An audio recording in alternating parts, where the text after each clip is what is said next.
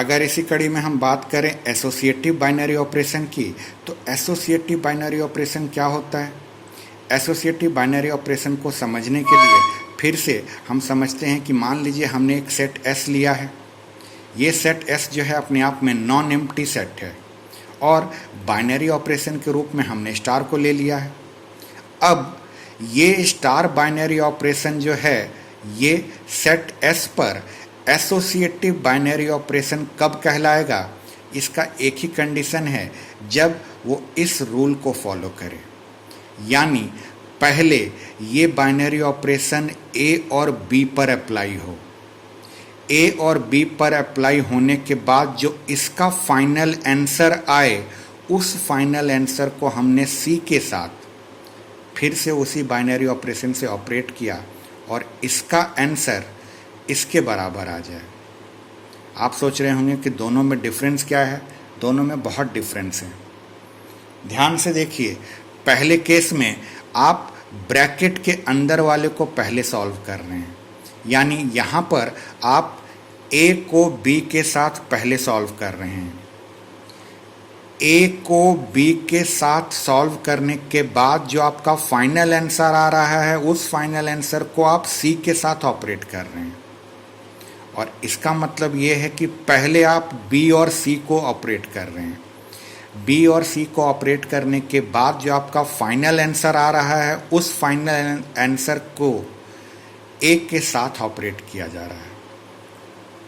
इन दोनों केसेस में अगर दोनों का फाइनल आंसर सेम आता है तो हम कहते हैं कि हमारा बाइनरी ऑपरेशन जो है वो अपने आप में एसोसिएटिव बाइनरी ऑपरेशन है। जैसे अगर हम बाइनरी ऑपरेशन की बात करें एडिशन की और मल्टीप्लिकेशन की, तो एडिशन और मल्टीप्लिकेशन जो हैं वो अपने आप में एसोसिएटिव बाइनरी ऑपरेशन है सेट ऑफ इंटीजर्स पर। सेट ऑफ इंटीजर्स पर एडिशन और मल्टीप्लिकेशन जो हैं वो अपने आप में एसोसिएटिव हैं। एसोसिएटिव का मतलब क्या था? एसोसिएटिव का मतलब ये था, मान लीजिए आपने एक एलिमेंट A लिया, एक एलिमेंट B लिया और एक एलिमेंट C लिया। आपने यहाँ 3 डिस्टिंक्ट एलिमेंट लिए और ये तीनों के तीनों डिस्टिंक्ट एलिमेंट जो हैं आपने किसी सेट को बिलोंग करवाया। मान लीजिए सेट हमारा S है। इस सेट में हमने 3 एलिमेंट बिलोंग करवाए। अब पहले हम बात करते हैं एडिशन की। एडिशन अपने आप में एक बाइनरी ऑपरेशन है। अब इस एडिशन के बाइनरी ऑपरेशन को हम पहले अप्लाई कर रहे हैं A और B पर। तो A और B जो अपने आप में 2 डिस्टिंक्ट एलिमेंट हैं, इस पर जब आप एडिशन का प्रोसेस अप्लाई करेंगे तो इसका कोई फाइनल आंसर आएगा। ये फाइनल आंसर को हम फिर ऑपरेट कर रहे हैं C के साथ, तो हमारा एक और फाइनल आंसर आएगा। अब ये फाइनल आंसर जो आए वो अगर इस फाइनल आंसर के बराबर आ जाए, यहाँ पर हम पहले किसको ऑपरेट कर रहे हैं? B और C को हम पहले ऑपरेट कर रहे हैं और इसका जो फाइनल आंसर आएगा उसे हम A के साथ ऑपरेट करेंगे। और ये दोनों अगर आपस में बराबर आ गए तो हम ये कहेंगे कि ये एडिशन का बाइनरी ऑपरेशन जो है वो अपने आप में एसोसिएटिव है। जैसे मान लीजिए हम सेट ऑफ इंटीजर्स की बात करें तो हमने एक एलिमेंट 2 लिया, हमने एक एलिमेंट 3 लिया और हमने एक एलिमेंट 5 ले लिया। हमने क्या क्या एलिमेंट लिए? 2 लिया, 3 लिया और 5 लिया। ये तीनों को ध्यान से देखिए, तीनों डिस्टिंक्ट एलिमेंट्स हैं और ये तीनों के तीनों हमारे सेट ऑफ इंटीजर को बिलोंग कर रहे हैं। अब एसोसिएटिव कब बनेगा? जब 2 + 3 प्लस का 5 और 5 प्लस, पहले यहाँ 2 + 3 + 5, ऑर्डर को हमने बिल्कुल चेंज नहीं किया, बस ब्रैकेट को चेंज किया है। सोचिए, इसको सॉल्व करने के लिए पहले आप 2 और 3 को सॉल्व करेंगे, तो 2 और 3 को ऐड करने पर ये आपका 5 आएगा। इस 5 आंसर को, जो फाइनल आंसर आ रहा है इसका, वो कितना आ रहा है? 5 आ रहा है।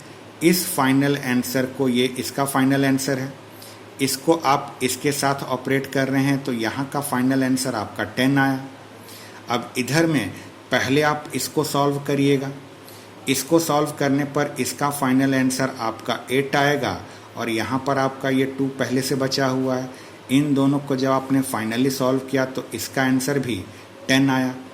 यानी इस लेफ्ट हैंड साइड को सॉल्व करने पर फाइनल आंसर हमारा 10 आया, इस राइट हैंड साइड को भी सॉल्व करने पर हमारा फाइनल आंसर 10 ही आया।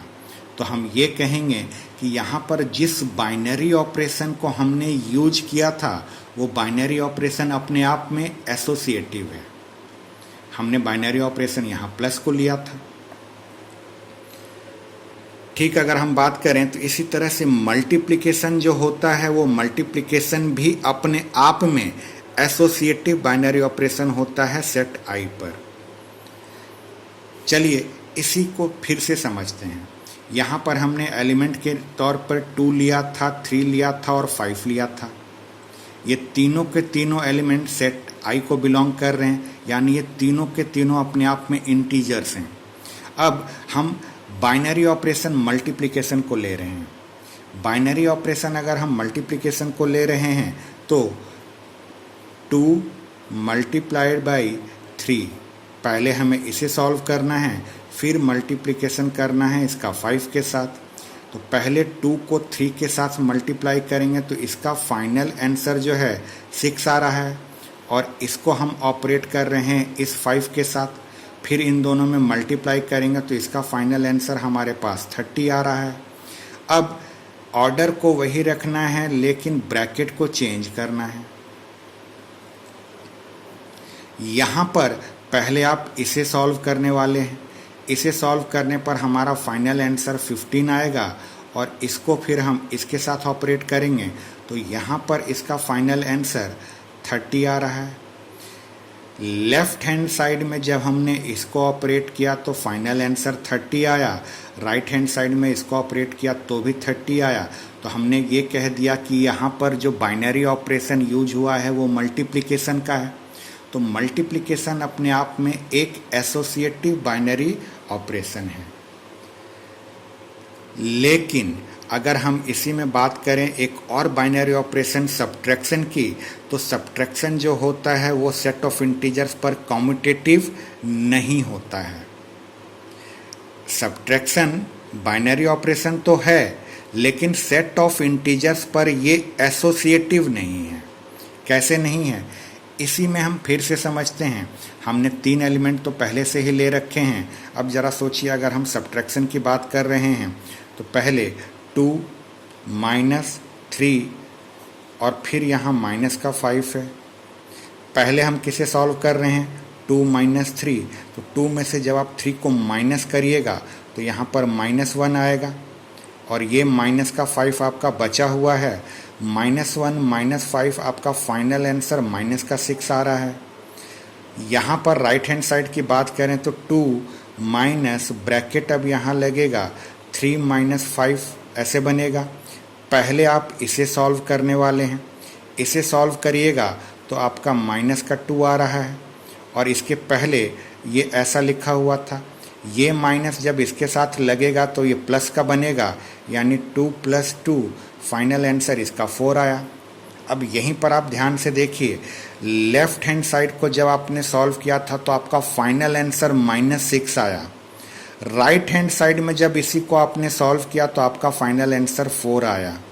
क्या ये दोनों आपस में सेम हैं? बिल्कुल भी सेम नहीं है। अगर सेम नहीं है तो इसी को हम कहते हैं कि बाइनरी ऑपरेशन सब्ट्रैक्शन का जो है वो अपने आप में, यहाँ कम्यूटेटिव की जगह पर एसोसिएटिव आएगा।